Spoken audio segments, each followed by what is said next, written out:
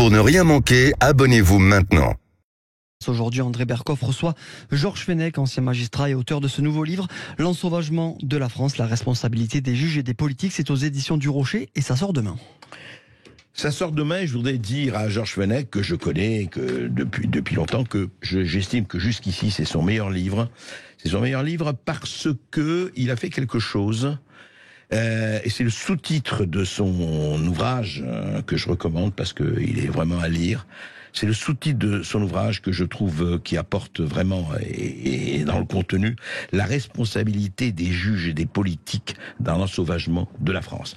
Et il commence, et vous commencez, Georges Fenech, avec ce que vous dites. Juste, je voudrais terminer avec votre introduction, vous dites ceci. Alors vous citez toutes les victimes, tous les gens qui sont morts de quelque côté que ce soit les victimes des attentats, que ce soit les victimes des tabassages, des viols, etc. Et vous dites ceci.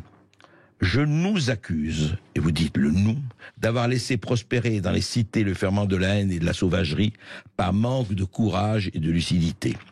En tant que moi-même juge et politique, je rappelle que vous avez été très longtemps juge d'instruction et à Lyon et ailleurs, vous dites je prends ma part, et puis vous avez été politique, vous avez été député pendant deux mandats, je crois.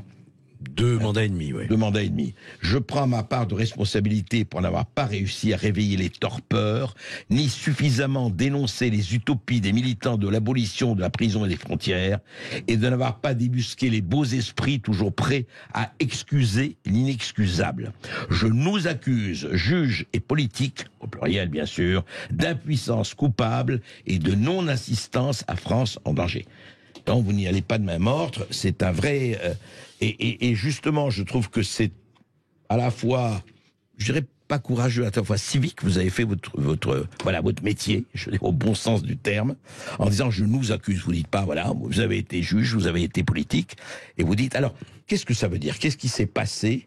Est-ce que c'est cette culture de l'excuse ou de la négligence ou de la lâcheté ou autre qui a fait que nous en sommes aujourd'hui là où on en est, le sauvagement, et on va en parler. D'abord, je suis très heureux de vous retrouver, André Berkoff.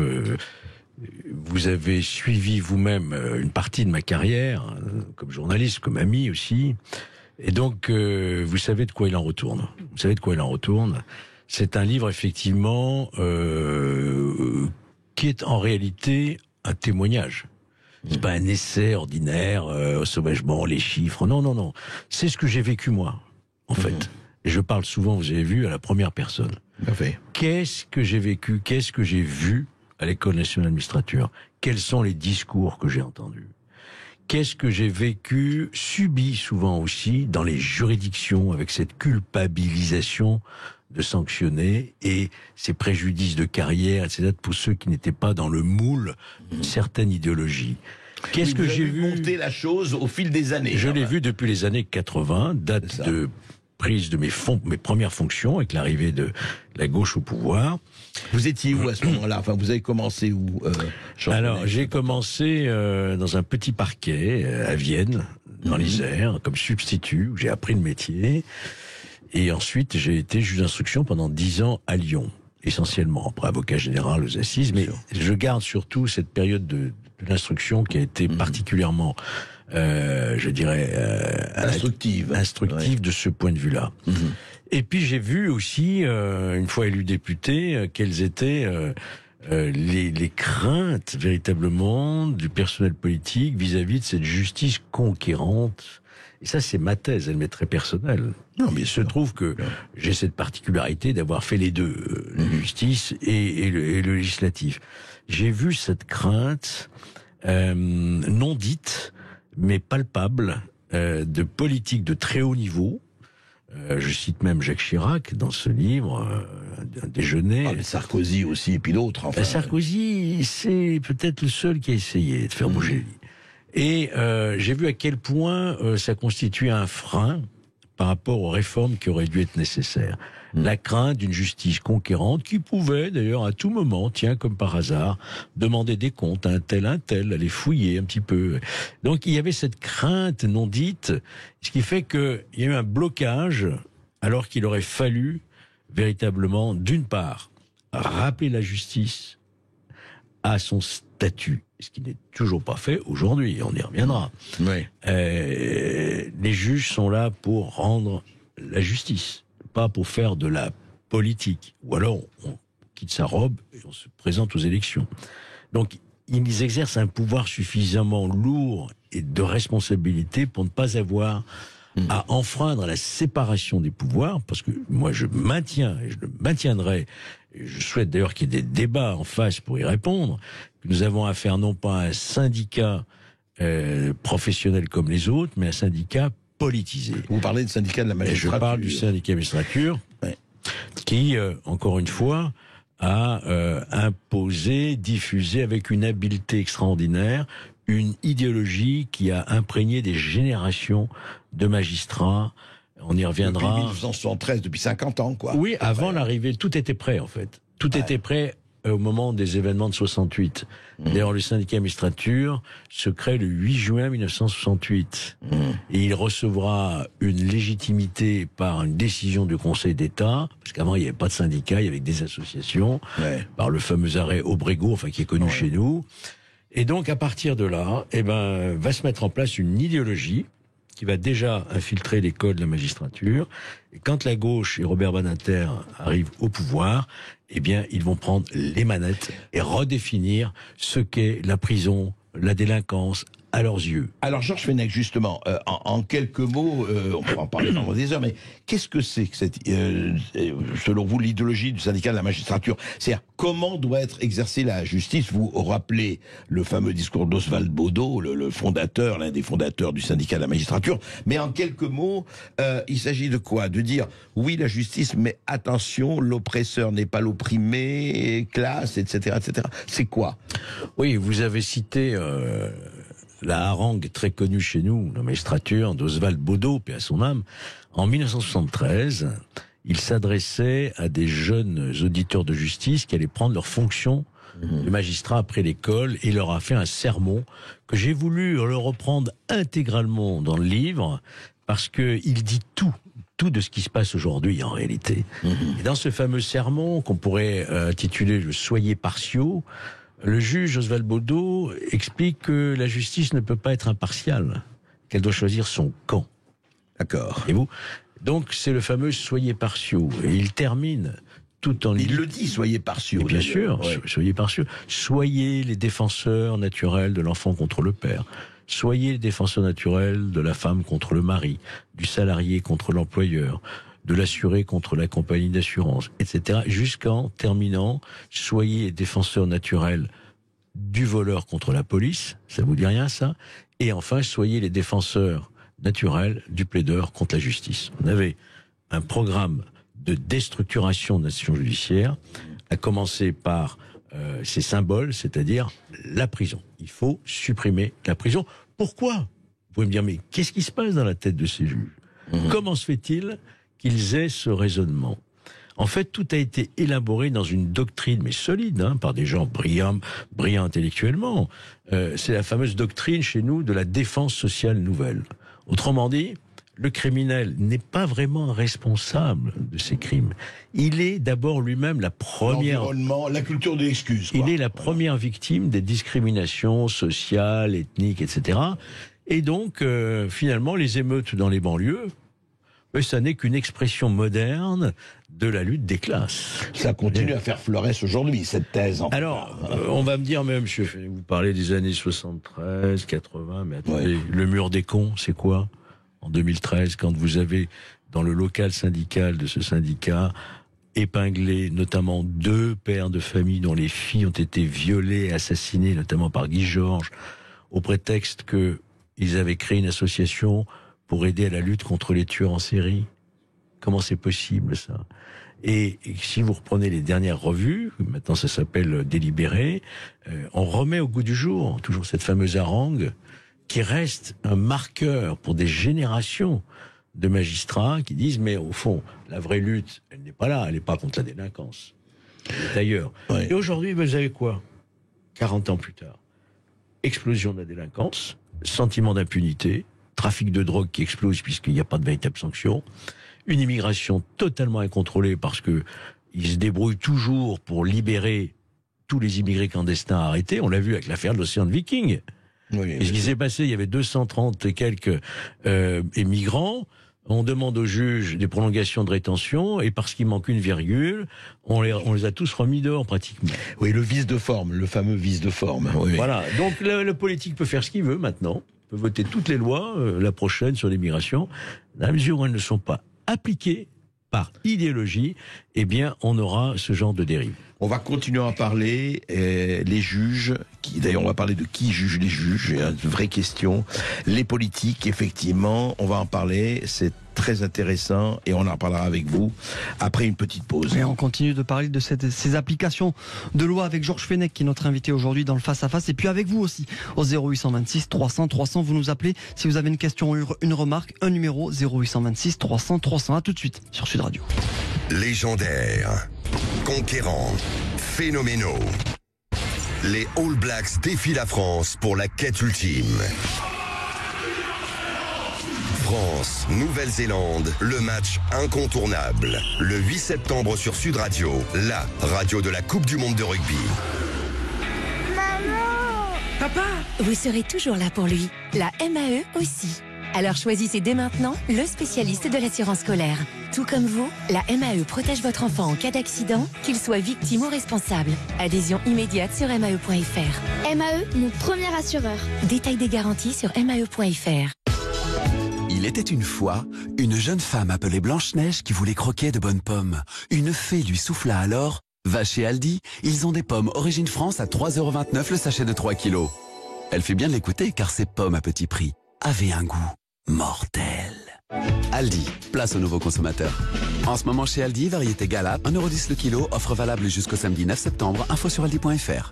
Dans le nouveau magazine Journal de France, actuellement en kiosque, retrouvez notre reportage sur Alain Delon. Comment à 87 ans, il se libère des tourments qu'il subit. PPDA, retour sur la disparition de son épouse. La douloureuse séparation de Laetitia Hallyday et de Djalil Lesper. Un retour possible du groupe Téléphone selon Louis Bertignac. Jean Dujardin, grand amateur de rugby, sera aux manettes de la cérémonie d'ouverture de la Coupe du Monde. Bernard Arnault, une aubaine pour notre pays. Journal de France, un magazine La Fontresse, en vente chez votre marchand de journaux. Sud Radio Biarritz. 103.9. Sud Radio. Flash Info, découvrez vite les prix incroyables de l'anniversaire très spécial chez Conforama. Comme le lave-linge Hotpoint 8 kg, 1400 tours minute, option vapeur à 299,99 €. Soit 70 € de remise. Conforama, jusqu'au 2 octobre, voir conditions sur conforama.fr. Quand vous demandez à votre petit dernier ce qu'il veut faire dans la vie, c'est toujours la même réponse. Je veux faire champion de foot! Bah oui, dès qu'on lui propose d'aller jouer, quel que soit le terrain, il est toujours partant. Alors chez Decathlon, on a sélectionné une paire de chaussures qui accroche sur tous les terrains. Et pour faire du sport le meilleur allié de la rentrée, cette semaine, les chaussures de foot Adidas Copa Junior sont à 30 € au lieu de 40, soit 25% de remise. Decathlon, faire bouger le sport. Gère tout dans la maison. Gère tout ce que je veux. Avec un bouquet de solutions, moi je vois la vie en mieux. Pour votre ménage, l'aide aux seniors ou la garde d'enfants, faites confiance à notre équipe dévouée et bénéficiez de 50% de crédit d'impôt sur l'ensemble de nos prestations. Plus d'infos sur o2.fr. Et moi je vois la vie en mieux. À vos marques avec Total Energy. Total Energy est sponsor officiel de la Coupe du Monde de rugby France 2023, l'occasion de célébrer des valeurs communes, lesquelles? Réponse dans un instant. Ici Sud Radio. Les Français parlent au français. Je n'aime pas la blanquette de veau. Je n'aime pas la blanquette de veau. Sud Radio Berkov dans tous ses états. Et de retour dans le face-à-face de Berkov dans tous ses états, on accueille aujourd'hui Georges Fenech qui vient nous voir pour la sortie de son livre L'ensauvagement de la France, la responsabilité des juges et des politiques. C'est aux éditions du Rocher. Et oui, on a parlé avec Georges Fenech dans le début de l'émission, dans le début du face-à-face, de cette responsabilité très lourde d'un certain nombre de magistrats, très lourde, et du silence d'autres magistrats. Au moins, lui, il rompt le silence, et c'est une bonne chose, je crois toujours, de rompre le silence. Je rappelle juste un mot d'Albert Londres, vous savez, l'un des plus grands journalistes qui était l'honneur du journalisme français, qui disait « ça consiste à avoir la plume dans la plaie ». Il faut avoir la plume, porter la plume dans la plaie.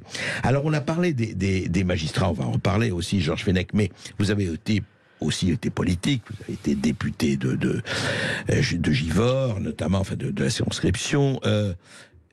Et les politiques, alors, qu'est-ce qui fait que les politiques avancent un peu, reculent, avancent, reculent, font la danse, je ne sais pas, du crabe, ou je ne sais pas. Qu'est-ce qu'il y a, c'est quoi? Moi, il se trouve que j'ai été dans la majorité, j'ai aussi été dans l'opposition. Donc j'ai vu les deux. Alors autant vous dire que dans l'opposition, j'ai vu effectivement le programme de démolition de tous les instruments répressifs par Christiane Taubira. Je l'ai vu arriver à la commission des lois. La première des choses qu'elle a faites, c'était de supprimer le programme de construction de 20 000 places de prison qui avait été mis en place sous Sarkozy. Ça a été d'abolir les peines planchées pour les récidivistes. Donc elle a détricoté tout ce qui avait été fait avant, voyez-vous. Donc il y a donc là une proximité idéologique entre une certaine gauche, pas toute la gauche, pas dans le même sac, attention, entre une certaine gauche et le syndicat de la magistrature qui aujourd'hui serait plutôt, je dirais, plus proche de Mélenchon. Une radicalisation en quelque sorte. Donc j'ai vu une gauche toujours angélique, même sous Jospin. Souvenez-vous, quand Jospin avait fini par reconnaître, après son échec aussi, juste avant d'ailleurs, l'échec au présidentiel. Le chômage n'était pas lié à la sécurité, etc. Voilà, j'ai péché par naïveté, j'ai cru qu'en faisant reculer la misère, je ferais reculer le chômage, alors que la délinquance, ça n'a strictement rien à voir. Donc cette gauche-là, voilà, elle a participé de ce courant, elle participe toujours de ce courant. Alors, quand j'ai vu arriver Éric Dupond-Moretti, je me suis dit, parce que le connaissant un petit peu, je sais quelles sont ses positions, il va peut-être enfin remettre de l'ordre là-dedans. Souvenez-vous, la première chose qu'il fait, il nomme une avocate directrice de l'école nationale de magistrature. Branle-bas de combat, les juges. Mais c'est un crime de lèse-magistrat que de nommer, non pas un magistrat, mais un avocat. Ça a freiné un petit peu les ardeurs. Et puis ensuite, mise en examen pour des prétextes de prise illégale d'intérêt. En fait, on a essayé de... Voilà. N'oubliez pas, Georges Fenech, que le même Dupond-Moretti a dit qu'il y a beaucoup moins d'insécurité que de sentiments d'insécurité, quand même. Oui, non, mais ça, sur le plan de la philosophie pénale, je suis en désaccord avec lui, même si j'avais beaucoup d'admiration pour l'avocat. Sur le plan de la philosophie pénale, je suis en désaccord avec lui. Il est l'héritier, en fait. Il est l'héritier de Robert Badinter, d'Elisabeth Guigou, de Christiane Taubira. Alors, qu'est-ce qui s'est passé? Alors, à la gauche, on comprend. Ça, effectivement. Et la droite. Alors, qu'est-ce qui s'est passé? Alors, on pourrait attendre la droite qu'elle soit, en principe, plus, je dirais, plus sanctionnante, si on peut dire. Vous savez, il y a eu des tentatives. Il y a eu des gardes des Sceaux qui ont essayé, effectivement. Mais je crois d'abord que quelque part, allez, je vais être franc avec vous, je crois que quelque part, ces idées ont un peu infusé aussi à droite. Je cite dans le livre certaines des circulaires de garde des Sceaux de droite qui n'auraient strictement rien à envier des circulaires de prise du temps de Robert Badinter. Ça a quelque part contaminé aussi la droite, qui s'est dit, ouais, effectivement, la prison, est-ce que c'est pas l'école du crime? Il y a eu cette forme de contamination.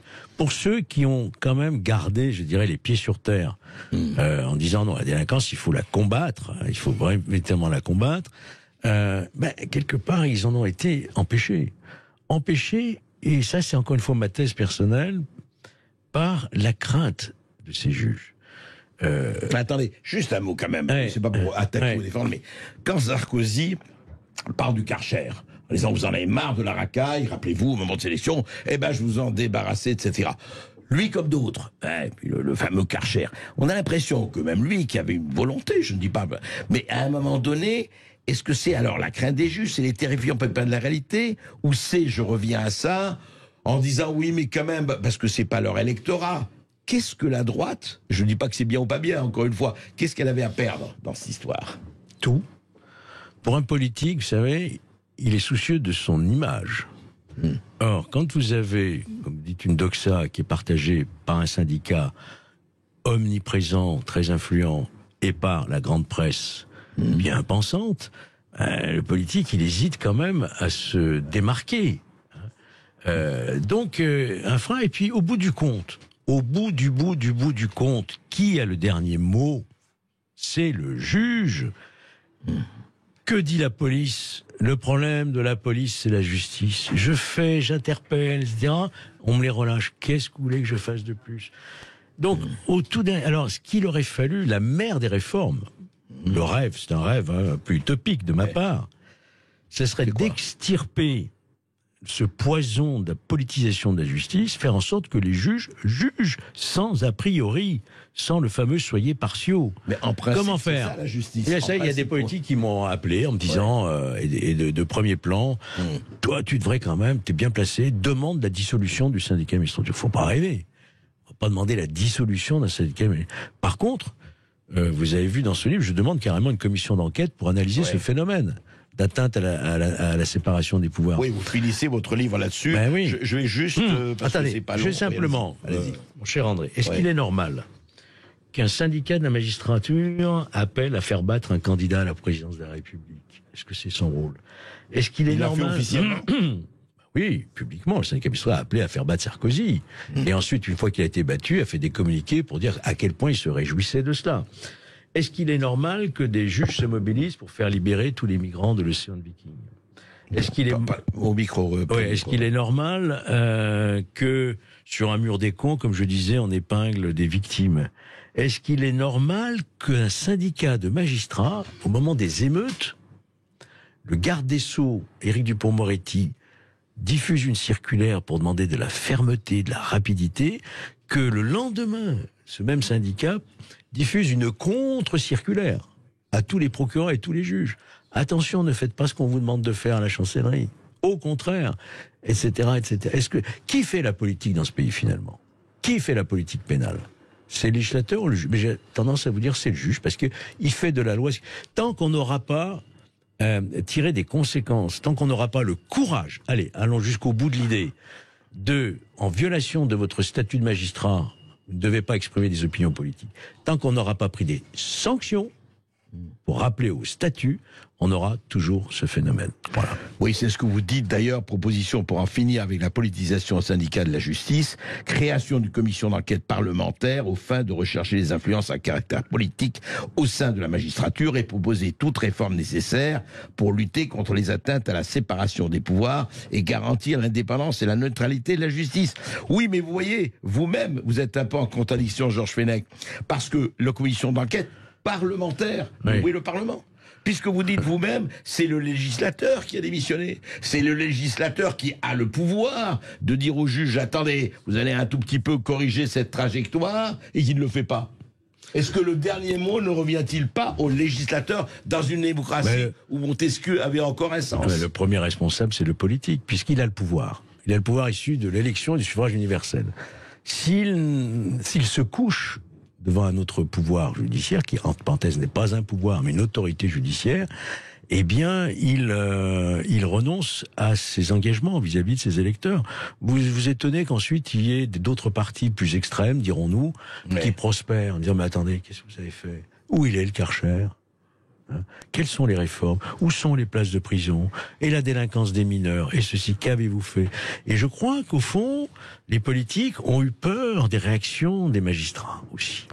Regardez, une fois que Nicolas Sarkozy, qui avait eu l'audace de dire il faut transformer le juge d'instruction, souvenez-vous le tollé, les petits pois. Regardez ce qui est aujourd'hui en retour, ce qu'on lui fait.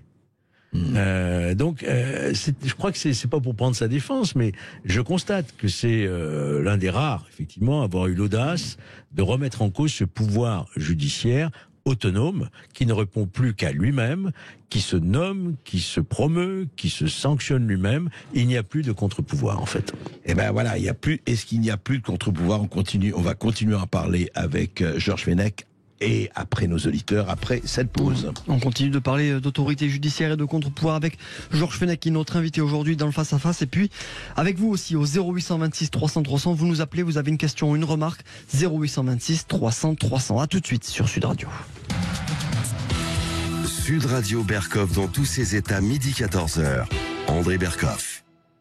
Alors, t'as pris un appart meublé, finalement? Eh non, j'ai juste un contrat d'énergie Engie. Comment ça? Eh ben, si tu déménages, tu vas pouvoir mieux t'équiper. Wow, j'ai comme une envie de faire mes cartons, tiens. Jusqu'au 10 septembre 2023, pour toute souscription d'un contrat d'énergie Engie, bénéficiez jusqu'à 500 € de remise sur une sélection de produits électroménagers Electrolux pour votre nouveau logement. Appelez vite le 3101. Voir conditions sur particulier.engie.fr. J'agis avec Engie. L'énergie est notre avenir, économisons-la. Mesdames, messieurs, le train... Pardon Simone, je te coupe. C'est juste que pendant un mois, ce sont les jours Train Incroyables SNCF Voyageurs. Dès demain, profitez de 100 000 billets à 10 € pour les 10 ans de Ouigo. En ce moment, ce sont les jours Train Incroyables SNCF Voyageurs. Et du 6 au 7 septembre, pour les 10 ans de Ouigo, 100 000 billets à 10 € vers toutes les destinations. Offre non cumulable, voir conditions sur ouigo.com. Bon, j'ai regardé le planning, on n'a pas du tout assez de monde pour le 28. L'hôtel de Nina a été entièrement réservé pour un gros événement. Elle doit trouver du personnel de chambre en extra, où elle va se retrouver dans de beaux draps. Indeed peut l'aider à embaucher rapidement des profils de qualité. J'ai besoin d'Indeed. Avec Indeed, profitez d'un partenaire de recrutement tout en un. Créez vos offres d'emploi, filtrez les candidats, faites passer les entretiens sur une seule et même plateforme. Rendez-vous sur Indeed.com/offre et profitez de 100 € offerts pour votre première offre sponsorisée. Offre soumise à condition. Sud Radio Béziers. 102.6.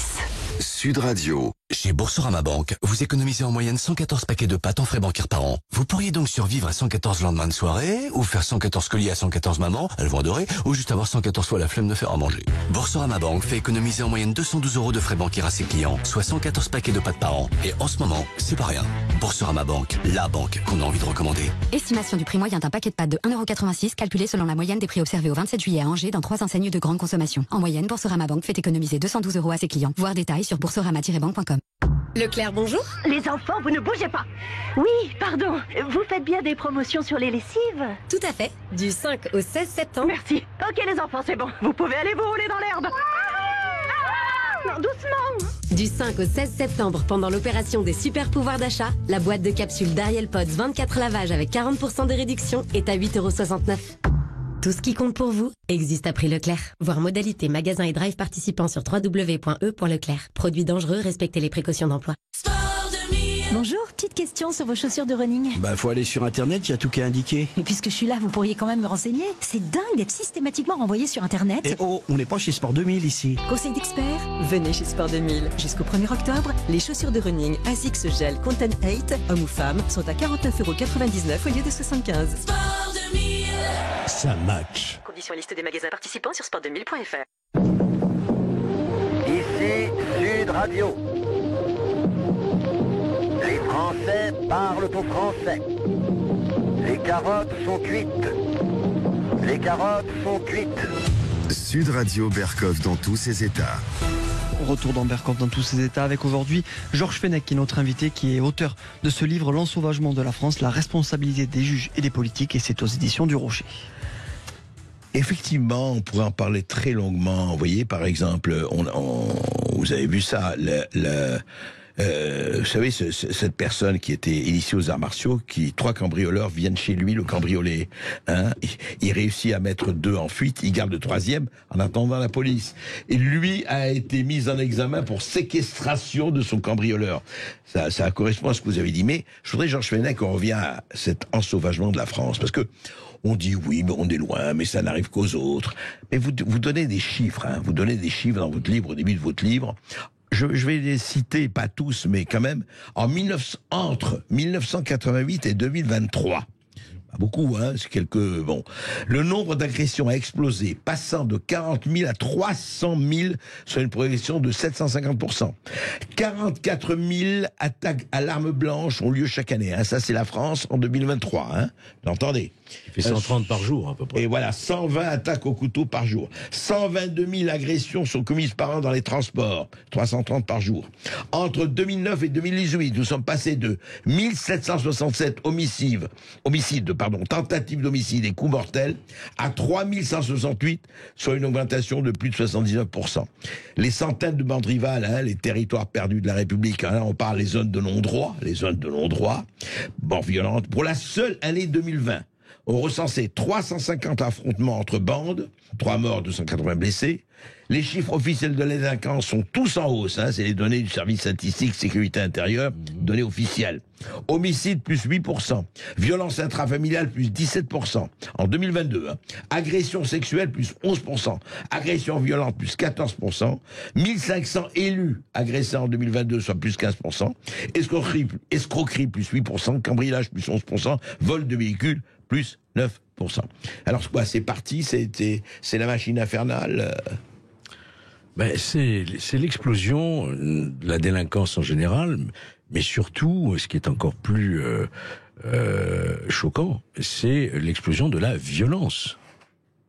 On n'a jamais eu dans le passé une telle violence, et quelquefois gratuite, pour un regard, comme on dit, des viols d'une barbarie incroyable, des auteurs de plus en plus jeunes. On règle des comptes à 14 ans à coups de Kalachnikov. J'ai été juge d'instruction pour les mineurs il y a une trentaine d'années. J'ai pas le souvenir. Oui, justement, j'allais vous poser la question. Quand vous étiez juge d'instruction à Lyon, il n'y avait pas ce degré de violence et de... Non. Il n'y avait pas du tout ce degré. Bien sûr qu'il y avait des affaires de banditisme, qu'il y avait du trafic de stupéfiants, mais ce degré de violence immédiate, de règlement de compte, comme on le voit tous les jours, et pas uniquement à Marseille et à Lyon, maintenant ça touche toute la France, je pense pas qu'il était à ce niveau, j'en suis même certain, il n'était pas à ce niveau. Moi, j'ai vu la situation se dégrader depuis les années 80, ça n'a jamais cessé de se dégrader, et on n'a jamais pris vraiment les moyens pour arrêter cette descente, on peut vous en faire. On n'a jamais pris les moyens. Il y avait une occasion unique, c'était la réforme de l'ordonnance de 1945 sur les mineurs. D'accord, qui est remonté à 45. Vous imaginez après les mineurs jouent un rôle très important dans tout ça. C'était des petits sauvageons, comme aurait dit l'autre, comme aurait dit Chevènement. 45, du chapardage, des orphelins de pères morts à la guerre. Aujourd'hui, les mineurs n'ont plus rien à voir avec cette période-là, voyez-vous. Et on a fait une réforme en 2019. Je me suis dit, enfin, on va peut-être prendre des mesures adaptées. Pas du tout, c'est tout le contraire qui a été fait. Et juste un mot. Tout le contraire qui a été fait. Un mot, qui est dans votre livre aussi, vous le citez. Les mineurs sont concernés dans 46% des violences sexuelles sur mineurs, 40% des vols violents. Les mineurs, hein, donc les moins de 18 ans. Sur moins de 15 ans, 20% dans le trafic de stupéfiants. C'est quand même assez hallucinant. Ils risquent rien. Ouais. Vous savez, un mineur, il fait son rapport coût-avantage. Ça me rapporte, tu sais si le trafic de stup rapporte, ça me coûte quoi? Une garde à vue, une présentation devant un juge d'enfant, une mesure éducative. Il continue. Et ça s'aggrave de plus en plus. Et la dernière réforme dont je vous parlais, 2019, on a eu l'idée absolument géniale de faire la césure, on appelle ça la césure du procès pénal. Ça veut dire quoi? Que quand un mineur comparaît, délinquant, même récidiviste, comparaît devant le tribunal pour enfants, on statue toute une audience sur sa culpabilité. Et on dit, oui, il est coupable, mais on ne fait rien. On ne le condamne pas. On renvoie l'affaire 9 mois, 1 an plus tard, pour savoir quelle est la sanction qu'on va prendre. Vous voulez dire, depuis 2019, c'est-à-dire le mineur est jugé coupable. Et il rentre chez lui. Et il attend 6 mois. On le reconvoque entre 6 mois, 9 mois, plutôt 1 an, pour dire voilà la décision qu'on va prendre. Magnifique. Parce que pendant ce temps-là, on va voir ton évolution. Ouais, on va voir si tu Sauf que le mineur, multirécidiviste, trafiquant de drogue et autres, quand le juge lui dit tu rentres chez toi, on reconvoquera dans 1 an, mais vous savez, il va pas rester comme un saint dans son quartier, il va devenir un héros. N'est-ce pas? Cette réforme a été faite sans débat au Parlement, par ordonnance gouvernementale. Oui. C'est gravissime. Hein. Elle avait été élaborée sous Nicole Belloubet et elle a été mise en œuvre par Éric Dupond-Moretti. Bravo, césure. Et on appelle ça césure. On a des auditeurs, je crois, Esteban. Exactement, une auditrice qui a fait le 0826 300 300. Nous sommes en direct avec Laetitia qui nous appelle de Cahors dans le Lot. Bonjour Laetitia. Bonjour Laetitia. Bonjour. D'abord, je veux vous remercier, Monsieur Berkoff, encore de nous laisser prendre la parole comme ça, parce que ça devient de plus en plus difficile dans cette société. Et je voudrais remercier aussi Monsieur Fenech, parce que je le suivais, même avant le drame qui m'est arrivé, même je dirais les 2 drames qui me sont arrivés. je le suivais épisodiquement sur une chaîne où il intervient. Ouais. Et où je corroborais avec ce qu'il disait. Alors moi, je voudrais dire quelque chose, voilà. C'est peut-être un peu fort ce que je vais dire, mais non, ça n'arrive pas qu'aux autres. Bientôt, ça arrivera à tout le monde. Voilà. C'est tout ce que j'ai à dire. Ouais. C'est que moi, je pensais pas que ça m'arriverait à moi et à mon fils. Excusez-moi, je veux pas donner de détails, mais qu'est-ce qui vous est... Enfin, si vous pouvez en parler, qu'est-ce qui vous est arrivé, Laetitia? Mon papa s'est fait attaquer il y a 5 ans, enfin un peu plus de 5 ans, parce qu'il y a eu un procès entre-temps, mais il s'est fait attaquer par trois individus, dont un mineur, pour lui voler sa voiture. Ils lui sont tombés dessus, il est arrivé au mauvais moment, voilà, il était là, et il s'est fait matraquer au point que quelques mois après, il est devenu invalide, et il est resté bloqué comme ça 4 ans sans pouvoir bouger. Ouais. Mais si vous voulez, moi j'étais au courant des événements et des tenants et des aboutissants qu'à la mort de ma maman, qui a fait un infarctus 4 jours avant la première séance au tribunal. D'accord. Où j'ai découvert les papiers, puisqu'elle m'avait tenu au courant de rien. Alors, il faut vous dire qu'entre-temps, je me suis rendu compte aussi qu'il y avait eu de l'intimidation, c'est-à-dire des tags sur les murs de chez mes parents. Des tags avec, on m'a dit que c'était le signe d'une certaine communauté de gens du voyage. Voilà. Et donc les trois, il y en avait 2 de 18 ans, un de 17 ans. Celui de 17 ans, il a eu le temps, entre-temps, de faire un bébé et de poster partout, parce que j'ai été quand même curieuse, de poster ses vacances à Dubaï avec sa petite fille qu'il a eu un bébé. Voilà la société dans laquelle on vit. Et non, mais je veux finir quand même que ma maman s'est retrouvée avec un invalide. Elle avait 14 ans de moins que mon papa. Elle est décédée d'un infarctus de fatigue, qu'elle m'avait tout caché, que moi à l'époque j'avais un fils de 12 ans. Et quand on m'a demandé de me porter partie civile pour représenter mon père qui était en chaise roulante, eh bien j'ai quelques membres de ma famille qui m'ont déconseillé et qui m'ont dit non, tu as un fils de 12 ans, mon Dieu, mais tu te rends compte, fais attention, c'est une petite civile. Si vous voulez, je suis la victime, par... Non, mais je comprends. De demander le montant de la condamnation. Mais je subis ça, et en même temps, je me sens complètement... je veux dire, j'ai aucun moyen de... J'ai l'impression qu'on me montre du doigt si je veux... J'aurais voulu... Oui, si vous voulez réagir, on vous montre du doigt en disant laissez passer, et puis voilà, ça les ramènera pas. Laisse passer, passe à autre chose. Mais vous vous rendez compte, moi j'ai perdu ma maman d'un infarctus et mon papa 5 mois après.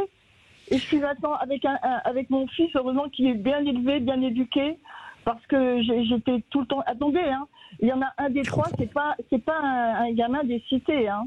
C'est pas un fils de... Oui, il n'y a pas que ça, mais bien sûr. Non, c'est un fils unique pour y gâter par ses parents qui ont un gros business. Merci Laetitia, merci d'avoir effectivement témoigné. Mais c'est vrai que on a l'impression comme ça qu'il y a, et c'est pas seulement mauvais moment au mauvais endroit. Enfin, je veux dire, chacun a le droit d'être où il veut et de vaquer paisiblement à ses occupations. Et quand j'entends moi ce mot mauvais moment, au mauvais endroit, mais ça veut dire quoi? Ça veut dire que c'est Mektoub, c'est normal. On a, je crois, un autre auditeur. Oui, on a un autre auditeur, c'est Marc qui nous appelle de Bordeaux. Bonjour Marc. Bonjour Marc. Bonjour. Alors moi, j'essaye de, même si j'ai vécu des choses, j'ai pas envie d'en parler, j'essaye de sortir du cadre émotionnel pour essayer de comprendre aujourd'hui l'état mondial, parce que on peut pas séparer aujourd'hui la France du monde, on est dépendants les uns des autres. Bien sûr. Voilà. Les flux migratoires, les denrées, quelles qu'elles soient, industrielles, énergétiques, les ressources, les changements de décision, parce que moi aujourd'hui je parle pas d'un système politique, je parle d'un système qui a toujours été, depuis les Phéniciens, qu'est-ce qui gouverne le monde? C'est le commerce. L'économie, et les échanges commerciaux. Bien sûr. Or, qu'est-ce que je constate? C'est juste que aujourd'hui on veut faire bien. Par contre, on est en train de plus en plus d'exploiter et de continuer, comme on le fait depuis plus de 50 ans, depuis le pétrole. Moi, après, j'étais pas né. On continue d'exploiter des pays pauvres. On continue d'avoir besoin de manne et de ressources.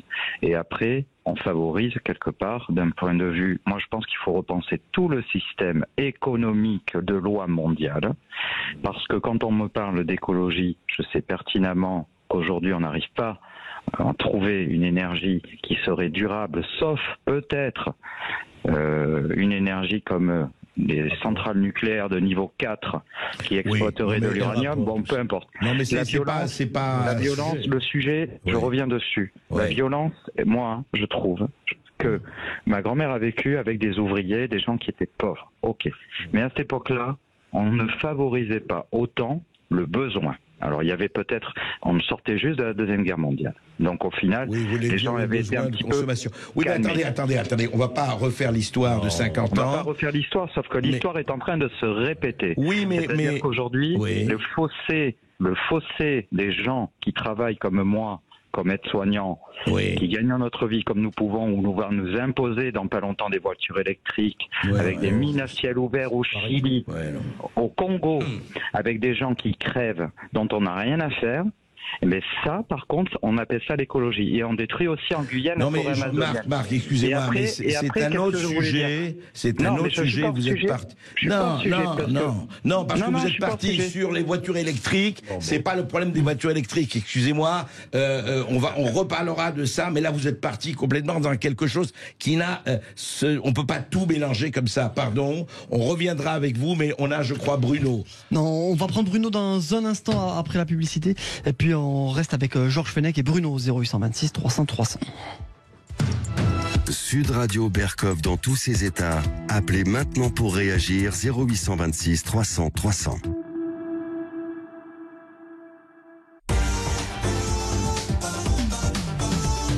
À vos marques avec Total Énergie.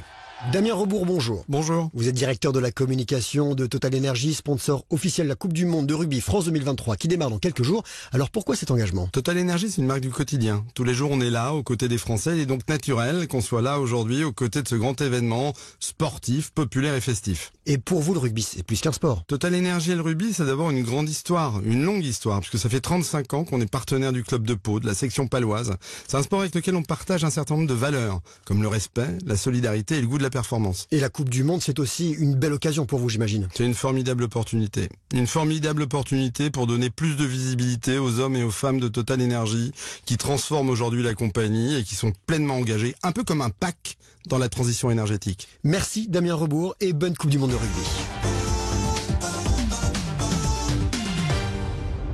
L'énergie est notre avenir, économisons-la. Eden Auto fête aussi l'été avec son festival Eden Auto Occasion. Un concert de remise, jusqu'à 1000 € sur une sélection de véhicules d'occasion toutes marques. Le festival Eden Auto Occasion, un florilège de réductions dans toutes vos concessions du réseau Eden Auto. Offre réservée aux particuliers, valable jusqu'au 30 septembre. Voir conditions sur edenauto.com. Pensez à covoiturer. Cerise de Groupama nous dit pourquoi ça change tout d'être bien accompagné. Bonjour Sandra, qu'est-ce qui se passe avec votre voiture ? Elle veut plus démarrer, Cerise. Je dois aller au travail, mais comme je suis devant chez moi, personne va vouloir me dépanner. Appelez votre conseiller Groupama. On va vous envoyer un dépanneur qui viendra ici, devant chez vous. Merci Cerise, je l'appelle tout de suite. Comptez sur lui. Où que vous soyez, il mettra tout en œuvre pour régler votre problème. Groupama, la vraie vie s'assure ici. Plus d'infos sur groupama.fr. Garantie optionnelle, pour les conditions et limites des garanties se reporter au contrat. Sud Radio Aix-en-Provence. 95.1. Sud Radio. Lidl, réélu encore et encore, meilleure chaîne de magasins de l'année dans la catégorie supermarché. Allô patron ? Alors cette fois au vin chez Lidl. Eh ben dès demain, le Côte-du-Rhône vieille vigne 2022 AOP est à 11,92 € le carton de 6 bouteilles dont 2 offertes. 11,92 € les 6 ? Mais ça fait... 1,99 € la bouteille, eh oui. Lidl, trop fort sur les prix et c'est vous qui le dites. Étude Kantar Prométhée, avril 2023. 2,65 € le litre, la bouteille à l'unité, 2,98 €. Offre valable jusqu'à épuisement des stocks. Plus d'informations sur Lidl.fr. Pour votre santé, attention à l'abus d'alcool. Vous avez l'air en grande forme. Ça fait plaisir à voir. Et pour vous faire plaisir, justement, il y a la grande rentrée Poltron et Sofa. Jusqu'à samedi, économisez au moins 30% sur les nouveaux canapés de la collection. Alors, qu'attendez-vous? Rendez-vous vite en magasin. Poltron et Sofa, solo divani di qualità. Et voilà! Uniquement des canapés de qualité, vérifiez conditions en magasin. Ici Sud Radio. Les Français parlent au français. Je n'aime pas la blanquette de veau. Je n'aime pas la blanquette de veau. Sud Radio Berkov dans tous ses états. Retour dans la face-à-face de Berkov dans tous ses états. Nous sommes toujours avec Georges Fenech qui est notre invité du jour et avec Bruno du Gers qui a composé le 0826 300 300. Bonjour Bruno. Bonjour Bruno. Bonjour. Bonjour monsieur Fenech. Bonjour monsieur Berkov. On vous écoute Bruno. Voilà, ma question est la suivante. Monsieur Fenech, vous parliez de la suppression des prisons, du problème de place dans les prisons et de la politique en fait pénale qui est amenée au niveau de la, comment dirais-je, au niveau des délinquants. Je me demandais, enfin je me posais la question, et je voudrais poser la question plus largement à tout le monde, mais aussi à Monsieur Fenech qui était un métier en fait, qui était juge d'instruction. Je voulais savoir si on pourrait ne pas effectivement proposer des peines alternatives à la prison, qui seraient des travaux d'intérêt généraux en fait, puisque comme tout un chacun sait, il y a beaucoup de forêts qui sont en train de brûler, beaucoup de rivières qui sont complètement obstruées, bon, enfin tout un tas de choses qui finalement font partie du domaine public et qui pourraient être susceptibles comment dirais-je, ça pourrait être effectivement un moyen de proposer aux délinquants, enfin certaines catégories de délinquants à définir bien sûr, de faire ces travaux d'intérêt généraux. D'accord. Voilà. D'accord. Oui, comme les travaux de citoyens, etc. Ça existe, hein. Voilà, mais en fait, finalement, des travaux quand même un peu surveillés, avec certaines contraintes. Est-ce que ça existe Mais cher Bruno, ça existe depuis des décennies. Les peines dites alternatives, le travail d'intérêt général, notamment. D'abord, ça fonctionne très très mal. Et puis pour une certaine catégorie de délinquants, ça n'a aucun effet dissuasif. C'est ça qu'il faut bien. Vous allez prononcer un TIG, comme on dit, un travail d'intérêt général au jeune Guinéen qui a violé avec un manche à balai. Qu'est-ce que ça veut dire un travail d'intérêt? Ça peut concerner d'une certaine catégorie. Ouais, mais moi je parle pas de celle-là. Ouais. Je parle de la criminalité violente, récidiviste, contre lesquels tout a échoué, voyez-vous.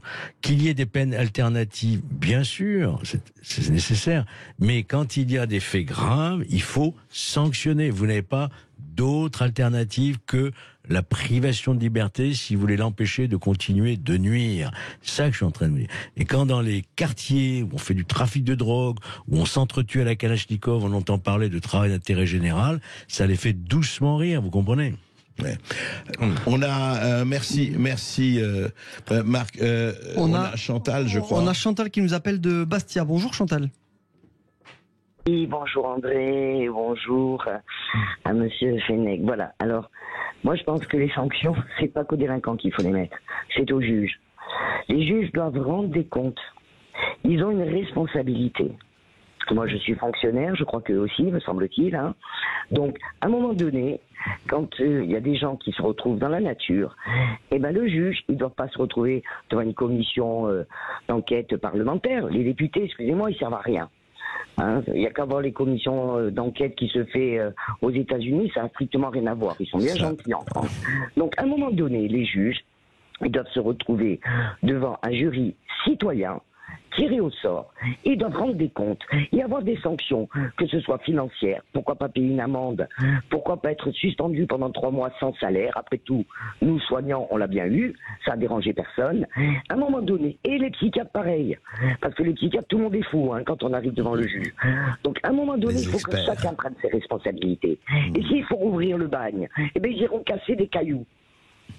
Oui, vous y allez fort, Chantal, mais c'est bien vous exprimer. L'agression, ça suffit, quoi. Ouais. Ça suffit au bout d'un moment. Et en plus, quand on se défend et qu'on se retrouve à rendre à la police un type qui rentre chez vous pour vous cambrioler, vous êtes encore condamné.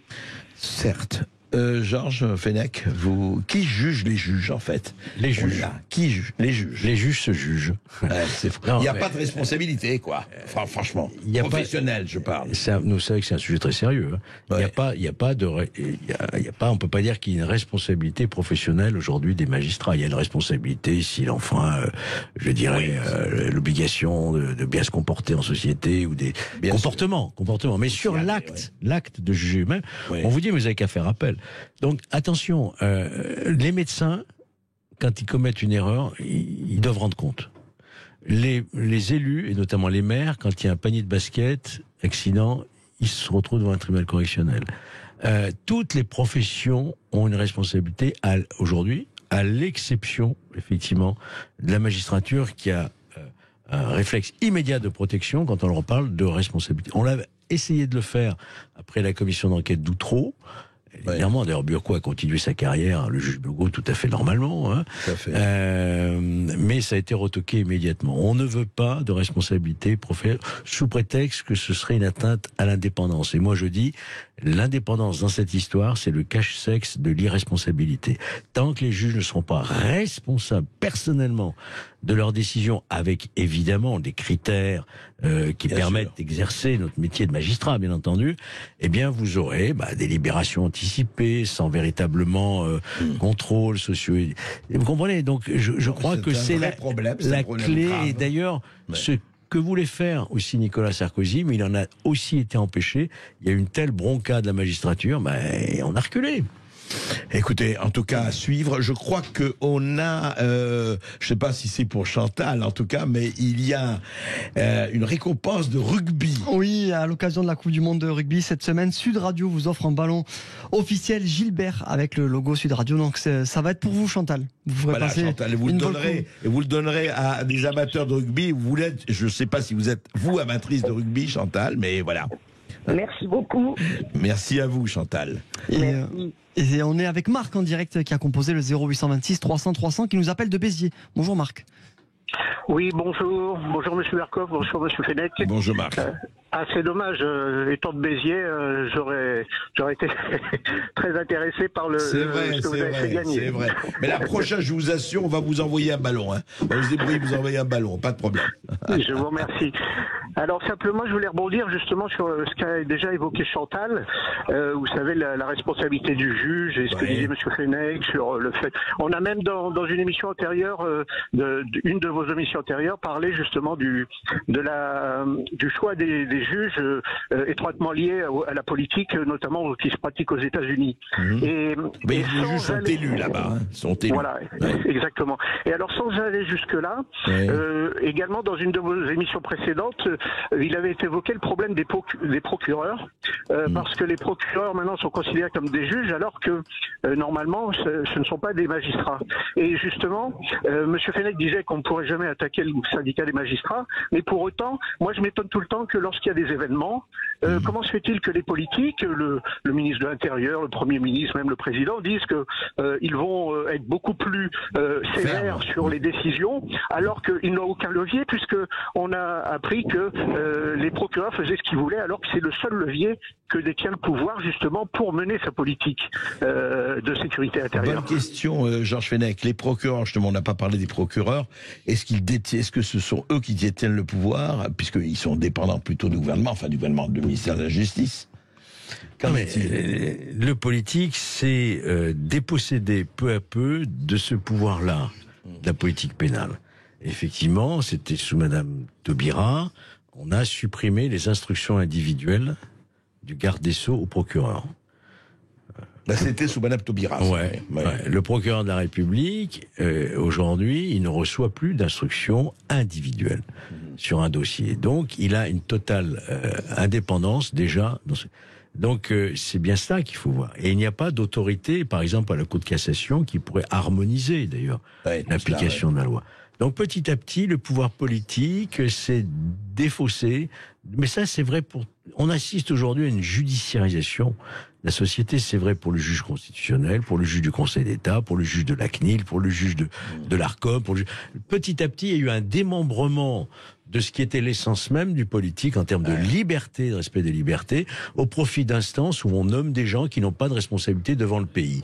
Et ça pose un problème démocratique. Et ben voilà, problème démocratique posé par Georges Fenech. Et c'est vrai, le politique a-t-il cédé les pouvoirs? Vrai problème.